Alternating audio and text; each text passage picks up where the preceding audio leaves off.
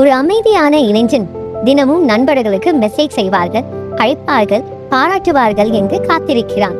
ஆனால் ஒவ்வொரு நாளும் அவன் ஏமாற்றத்திலேயே முடிகிறது. ஒரு மாலை தனியாக உட்கார்ந்து இருந்த போது அவன் ஒரு வரியை நினைவில் கொள்கிறான். சந்தோஷத்துக்காக யாரையும் சார்ந்து இருக்காதே. அந்த இரவு அவனுக்குள் ஏதோ மாறுகிறது.